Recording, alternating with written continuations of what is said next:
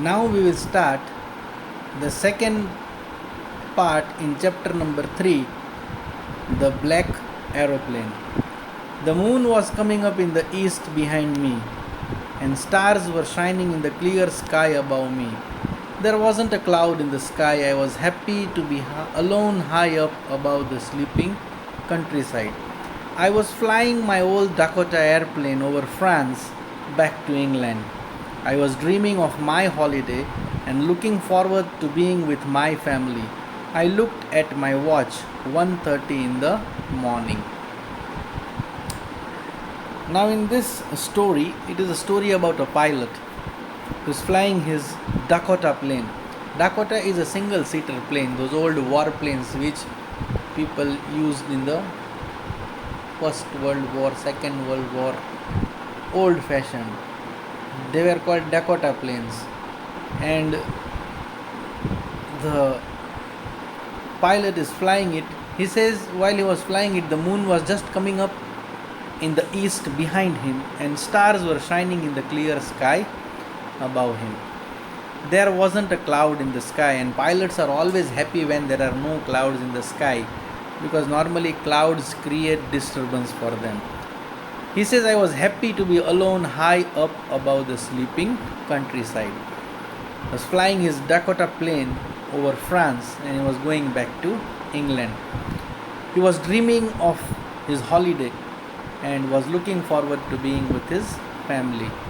Now when he looked at his watch, it is early morning, 1:30. I should call Paris control soon, I thought, as I looked down past the nose of the aeroplane. I saw the lights of a big city in front of me.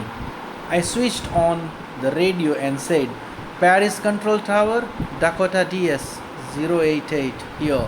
Can you hear me? I am on my way to England. Over. The voice from the radio answered me immediately. DS-088, I can hear you. You ought to turn 12 degrees west now. DS-088, over. Now while he was flying, at 1:30 in the morning he is over Paris, and he thinks that he should call the Paris control tower soon. And as he looked down past the nose of the aeroplane, he saw the lights of the city in front of him.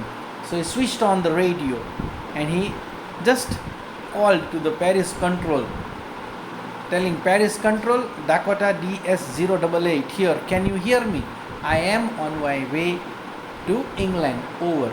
Now normally when such flights pass over a country which they don't belong to, they have to inform the control tower that I am on my way to England, because they are flying over some other country's airspace which they don't belong to.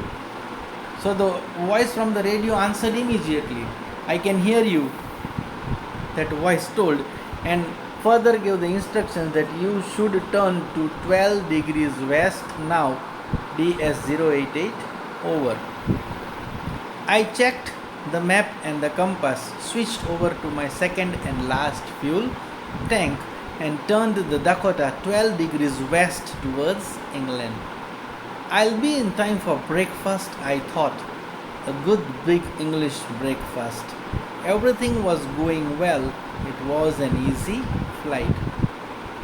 The pilot checked on the map, the compass, switched on the second and last fuel tank, and turned the Dakota 12 degrees west, which he had been told to do by the control tower person, to go towards England.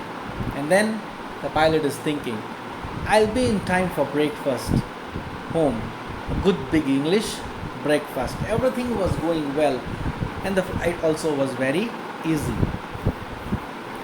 Paris was about 150 kilometers behind me when I saw the clouds, storm clouds. They were huge. They looked like black mountains standing in front of me across the sky. I knew I could not fly up and over them, and I did not have enough fuel to fly around them to the north or the south. I ought to go back to Paris, I thought, but I wanted to get home. I wanted that breakfast. I'll take the risk, I thought, and flew that old Dakota straight into the storm. Now his flight is very easy. Paris is about 150 kilometers behind him when he saw clouds, and they were no ordinary clouds, they were storm clouds, huge like black mountains, standing in front of him across the sky. He knew that he could not fly over them because he did not have enough fuel to fly around them to the north or the south. So he thought, what does he think? I should go back to Paris. But he wanted to reach home. He has been away from home perhaps for a longer period of time, and on the way he is thinking that he will reach there at breakfast time and will have a big English breakfast, and he wanted to eat that breakfast also. So he thought, I'll take the risk, and he flew that old Dakota plane straight into the storm.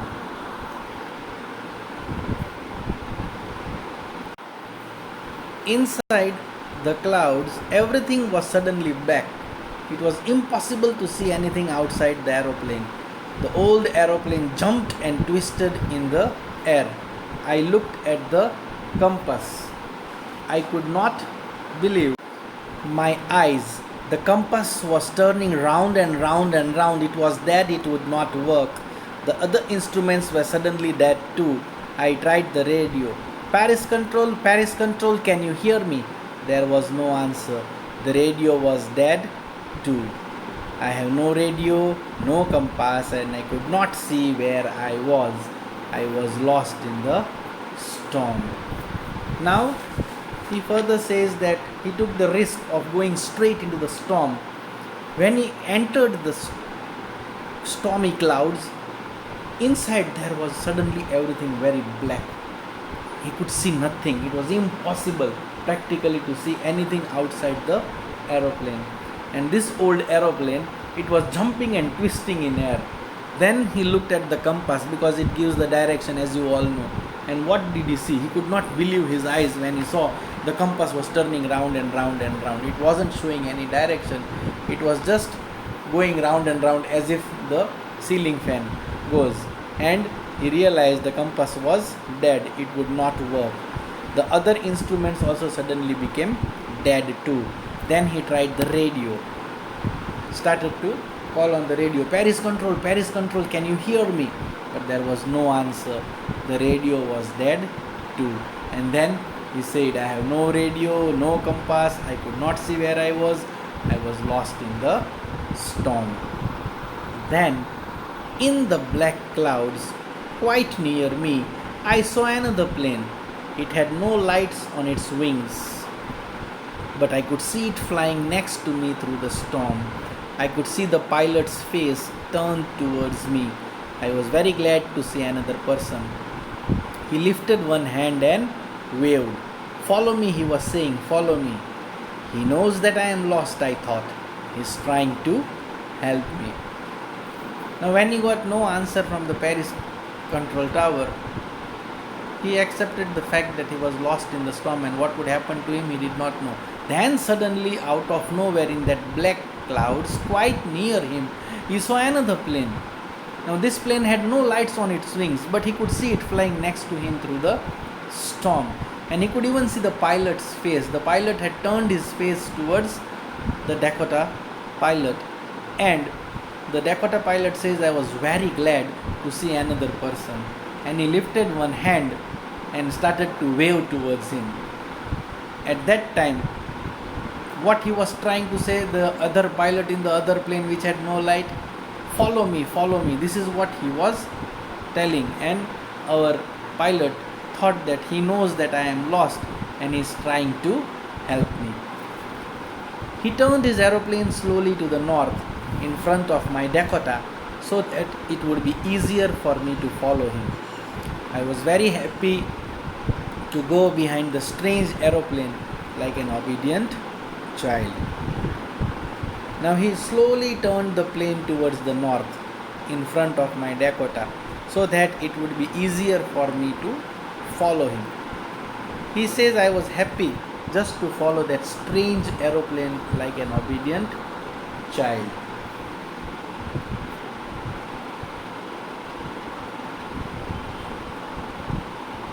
After half an hour, the strange black aeroplane was still there in front of me in the clouds. Now there was only enough fuel in the old Dakota's last tank to fly for 5 or 10 minutes more.